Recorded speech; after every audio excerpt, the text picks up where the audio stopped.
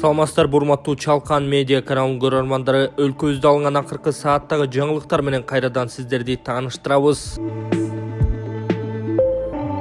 Камчыбек Ташиев Байрактар акынжы учкусуз аскердик учага алынганын жазды. УКМКнын башчысы Камчыбек Ташиев Туркиянын Байрактар орто бийиктеги оперативдүү тактикалык учкучсуз учуучу учагынын акынжы үлгүсү эми бизде дагы бар экенин билдирди. Ал Facebook'тагы баракчасына кыска билдирүү менен сүрөт калтырды. Байрактар акынжы биздики, боордош элибизге рахмат деп 12 октябрда белгиледи. Путин Жапаров жана Рахмон менен 3 тараптуу жолугушуусун өзү демилгеледи. Владимир Путин Садыр Жапаров жана Эмомали Рахмондун 13 октябрда 3 тараптуу жолугушуусу Россия лидеринин демилгеси менен уюштурулганын Кыргыз Республикасынын президентинин маалымат катчысы Эрбол Султанбаев билдирди. Жолугушуу Астанада өтөт. Анда Кыргыз-Тажик мамлекеттик чегарасына байланышкан көйгөйлөрдү талкуулоо пландалууда. Биргелешкен жыйын Россия лидери Владимир Путиндин демилгеси менен уюштурулуп, ал Кыргызстан менен Тажикстандын ортосундагы чегара көйгөйүн чечүүгө көмөктөшүүгө даяр экенин билдирди, деди Султанбаев. Буга чейин Орусия президентинин жардамчысы Юрий Ушаков эртеңки жолугушууну жарыялап, Москва чегара маселесин дипломатиялык жол менен жөнгө салууну жактай турганын, Бишкек менен Душанбеге алгылыктуу жардам көрсөтүүгө даяр экенин билдирген. Депутат Жаныбек Кыдыкбаев Мадумаровго чегара маселесин билбесеңер кийлигишпегиле деп катуу айтты. Ысык Көл облусунан Ата журт Кыргызстан саясий партиясынан элеклүү болуп шайланган Жаныбек Кыдыкбаев 12 октябрдагы парламенттин жалпы жыйынында сөз сүйлөп, кесиптеши Адах Мадумаровго кайрыла айтты. Маркум Чубагажынын чегара маселесин билбесеңер кийлигишпегиле же баш тартпагыла чечкиле деген сөзүн эске салгым келет. Тарыхты эстей турган болсок, Кытай менен үзөңгү кууш менен чегара Акаевдин убагында эле чечилген. Бүгүнкү күндө тынчтыкта жашап жатабыз.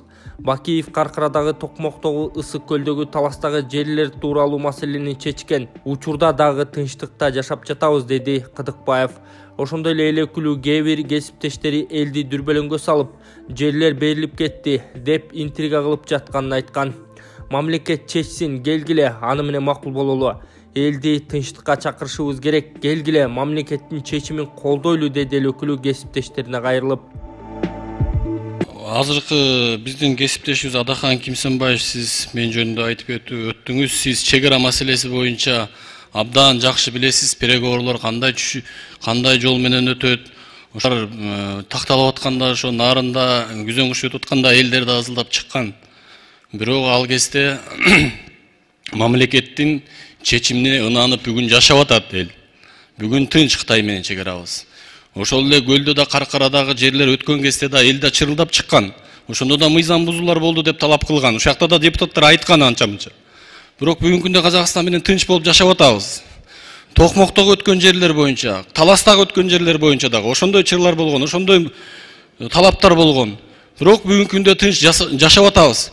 Мен сизден суранат элем, сиз андан көрө ушул мамлекеттин чечимине ынангыла деп элдериңизди, жердештериңизди мындай тынчтыкка, мамлекеттин чечимине ынангыла деп чакырып кетсеңиз. Рахмат, сиз башыңыздан чегара боюнча өзүңүздүн жон териңиз менен сезгенсиз, билесиз кандай чечилиштерин. Рахмат.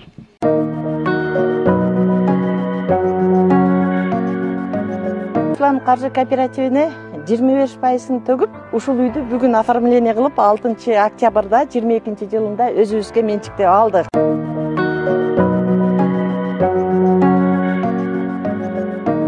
Мен учурдан пайдаланып Ислам каржы кооперативине ушунчалык ыраазычылыгымды билдирем. Ушундай чоң жардам кылдыңар. Мынчалык үйдү чынында накталуу аякчага алыш биз үчүн чындап кыйын болмок. Анан жакшы жардам бердиңиздер. Сиздерге ыраазычылык айтабыз.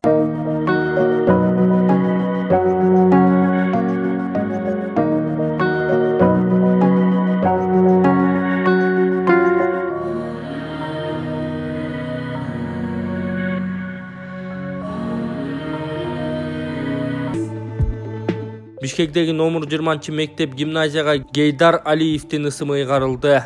Азербайжандын президенти Илхам Алиевдин Кыргызстанга болгон мамлекеттик сапарынын алкагында Бишкек шаарындагы номер 20 мектеп гимназияга Гейдар Алиевдин ысымын ыйгаруу салтанаттуу аземи болуп өттү. Бул тууралуу мамлекет башчынын маалымат кызматынан кабарлашты. Иш-чарага президенттер Садыр Жапаров жана Илхам Алиев катышкан. Жапаров Кыргызстанда мектепке ысым ыйгаруу эки тараптуу мамилелердеги орчундуу окуя экенин белгилеген. Мындай кадамдар эки элдин бекем достугун жана өлкөлөр ортосундагы стратегиялык кызматташтыкты айгинелейт. Анын пайдубалы эл аралык даражадагы тарыхый инсан Азербайжандын улуттук лидери урматтуу Гейдар Алиевич Алиев тарабынан түптөлгөн деген Жапаров.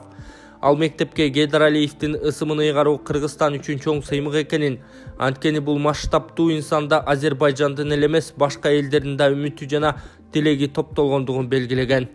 Мамлекет башчы келечекте бул мектептен Гейдар Алиев сыяктуу инсандар чыгат деген ишенимин билдирди. Ошондой эле Садыр Жапаров жаш мекендештер бир тууган эки элдин жана өлкөлөрдүн ортосундагы достуктун жана кызматташтыктын бекем көпүрөсү болуп калаарын айткан. Алар мектептин залдарын жана класстарын кыдырып, Алиев футбол тобуна кол коюп окуучуларга белек кылган. Эки президент мектептин ашканасында башталгыч класстын балдары менен эртең мененки тамакта баарлашып, алар менен мектептин тамагынан даам сызышкан. Ардактуу меймандар үчүн мектептин окуучулары Кыргызстан менен Азербайжандын достугун чагылтырган ырларды окуп, ырдап, ошондой эле Манас эпосунан үзүндүлөрдү айтышты деп кабарлады маалымат кызматы. Жапаров менен Алиев балдардын талантына суктанып, алардын окууларына ийгиликтерди жана жаркын келечекти каалаган. Сапар Исаков Кремлден Путин менен жолугушуптур, эмне болот? Өздүк булагыбыз билдирди. Экс-премьер-министр Сапар Исаков Кремлден Путинге жолукканы боюнча бирок ортодо кандай сөздөр болгону ачыкталган жок. Сыягы Кыргызстандагы кырдаалды талкуулашып келечекке карай анализ кылыштыбы? Соңку убакта Сапар Исаковдун духу көтөрүлүп бийликке келерин айтып, жакындарын дүрбөтүп атканын кулагыбыз чалууда. Өлкөдөгү саясий күчтөр сары баланы колдошоору белгисиз. Калың катмар кландар, элиталык топтор копшолбосо, бир муштумга түйүлүү менен колдоо кылышпаса кантип бийликти алат? Азыр коомчулуктун саясий сабаты көз ачылган. Кремлдин жан тартканы эс алдында шоона эшпей калсачы, көпчүлүк менен эсептешпесең эч кандай майнап чыкпасы белгилүү эмеспи? Же Сапар Исаков кырдаалга жараша саясий күчтөрдү тартып, убактысы келгенде пиар кампаниясын иштете баштайбы? Белгисиз, бийликке келиши азырынча миф сыяктуу гана сезилүүдө деп жазган Аргумент Кейжи сайты. 5 депутат камактагы 19 жаштагы блогер боюнча президентке кайрылышты.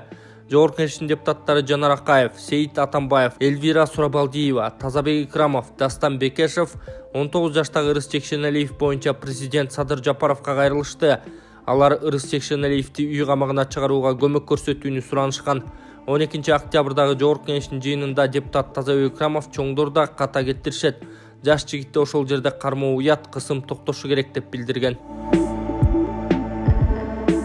Сооронбай Жээнбеков, Кашкар Жунушалиев, Орозбек Опунбаев, Өткүрбек Жамшитов булар качан камалышат? Октябрь төңкөрүшүнө 2 жыл болду. Андагы Сооронбай Жээнбеков башында турган бийлик элди аттырып, ондогон адамдарыбыз майып болушкан. Үмүтбек шейит кеткени белгилүү. Буга качан акыйкаттуу алкакта баа берилет? Кан төгүүгө карата Кашкар Жунушалиевдин, Орозбек Опунбаевдин жана Өткүрбек Жамшитовдун жоопкерчиликтери каралбайбы деген суроонун айланасында ой калчадык. Назгүл Мамытова, журналист. Октябрь революциясы да мурдагылардай эле болуп өз баасын албай калды. Бегүнөө адамдар курман болуп кете беришти, жарадар болгондору да көп. Көзүнөн ажырап калган жигиттерден кабар алган жан жок. Сооронбай Жээнбеков өзү баш болуп командасындагы өз элине кан төгүүгө түздөн түз тиешеси бар Кашкар Жунушалиев, Орозбек Опунбаев, Өткүрбек Жамшитов, Алмамбет Салиевдер жоопко тартылмайынча Октябрь революциясы өз баасын албайт. Бул бийлик Жээнбековду ырымдап, ымалашып алган. Ошол себептүү жакын аралыкта акыйкаттуу алкакта баа берилери өтө күмөн. Бирок Үмүтбектин өлүмү булардын мойнунда деп билдирген журналист. Эрлан Жамгырчиев, коомдук ишмер. Оомалуу төкмөлүү учурларды өткөрүп жатабыз. Көз ачып жумгуча эле Октябрь революциясына 2 жыл толуптур. Революциянын келип чыгышына даректүү токтолбой эле, аны элдин баары билет. Ал эми өз элине душмандарча кан төгүүгө жол ачкан андагы президент Сооронбай Жээнбеков жана бүгүнкү күндө качкын болуп жүрүшкөн Кашкар Жунушалиев, Орозбек Опунбаев, Өткүрбек Жамшитовдор толук кандуу күнөөлүү экенин эл билет. Күнөөлүүлөр жоопко тартылышы керек эле. 2 жыл мурун азыркы бийлик ого эле көп нерселерди айтышты, үмүттөндүрүштү. Эгер 2 жылда айтылгандардын алды аткарылбаса, алдыда кандай болор экен деп билдирген Эрлан Жамгырчиев. Качкын Булатов укук коргоочу: эгер биз тарыхка кайрылсак, ар бир президент төңкөрүштөн кийин бийликке келгенде айкөлдүк кылып баарын кечирдим деп чыгышат.